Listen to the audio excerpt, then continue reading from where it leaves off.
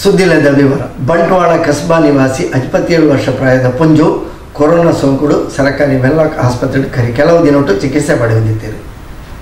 2 ದಿನೊಟ್ಟು ತೀವ್ರ ನಿಗಾ ಘಟಕಡಿತ್ತಿನ ಇಮೇರಿನ ದೇಹ ಆರೋಗ್ಯ ಗುರುವಾರ ಬೈಯಾಗಿ ಚಿಕಿತ್ಸೆ ಫಲಕಾರಿ ಆವಂದೆ ಮರಣ ಪಡೆದಿದ್ದರು.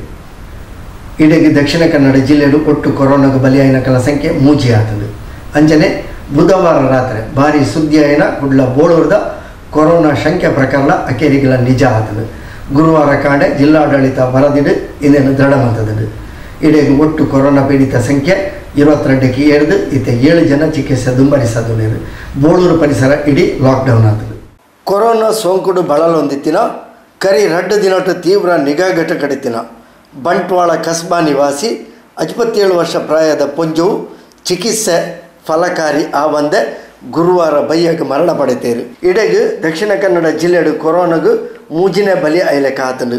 ಬುಧವಾರ ಬಯ್ಯ ಮುಟ್ಟದ ಜಿಲ್ಲಾಡಳಿತದ ವರದಿಡು ಒವ್ವೇ ಹೊಸ ಪ್ರಕರಣದ ಸುದ್ದಿ ಇಜ್ಜಾಂಡು ಆಂಡ ರಾತ್ರಿಡು ಬೋಳೂರುಡು ಬ್ಯಾರಿಕೇಡ್ಲೆನು ಅಡ್ಡದಿ ಒಂದುಲ್ಲೇರು ಸೀಲ್ ಡೌನ್ ಮಂತೊಂದುಲ್ಲೇರು ಕೊರೋನಾ ಪಾಸಿಟಿವ್ ಶಂಕೆ ಪಂಪಿನ ಗುಮಾನಿದ ಸುದ್ದಿಲು ಪರಡೊಂದೇ ಇತ್ತಂಡು.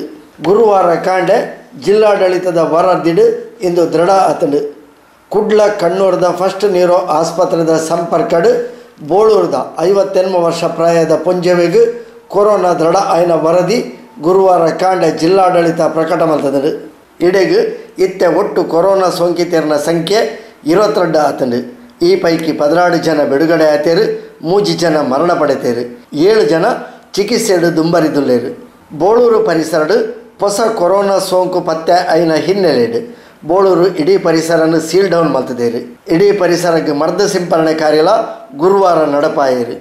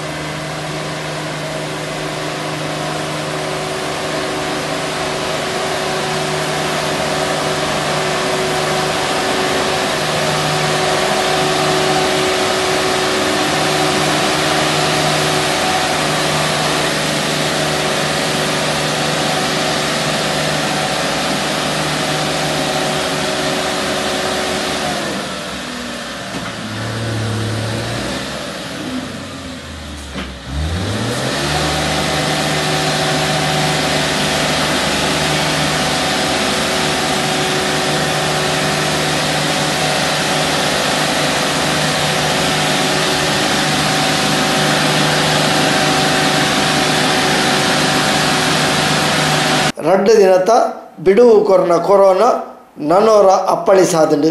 ಕೊರೋನಾ ರಹಿತ ಪ್ರದೇಶ ಆದಿತ್ತಿನ ಕುಡ್ಲ ಮಹಾನಗರ ಪಾಲಿಕೆ ವ್ಯಾಪ್ತಿಡು ಶಕ್ತಿನಗರ ಬೊಕ್ಕ ಬೋಳೂರುಡು ಇತ್ತ 2 ಪ್ರಕರಣಗಳು ತೋಜಿದು ಬರ್ಪಿನಡೆಗೆ ನನ್ನ ಇಂದು ಓಡೆ ಮಾತ ಪರಡುಣು ಪಂಪಿನ ಆತಂಕಲ ಹೆಚ್ಚಾತಂಡು. ಕೊರೋನಾದ ಪರಡುವಿಕೆಯನ್ನು ಅರ್ಥ ಮಲ್ತೊಂದಿನ ಜನಕುಲು ಎಂದೆತ್ತ ಸರಪಳಿ ಕತ್ತರಿಸಾಯರೆ ಜಿಲ್ಲಾಡಳಿತದ ಹೋರಾಟಕ್ಕೆ ಸಹಕಾರ ಕೊರಲೆ ಇಲ್ಲಡೆ ಕುಲುಲೆ ಆರೋಗ್ಯವಾದುಪ್ಪುಲೆ ಸಮಾಜದ ಆರೋಗ್ಯನ ಕಾತೊಂಡ್ರೆ ಸಹಕಾರ ಕೊರಲೆ ಪಂಪಿನವೇ ಮಾತೆರ್ನಲ್ಲ ಕಳಕಳಿತ ವಿನಂತಿ.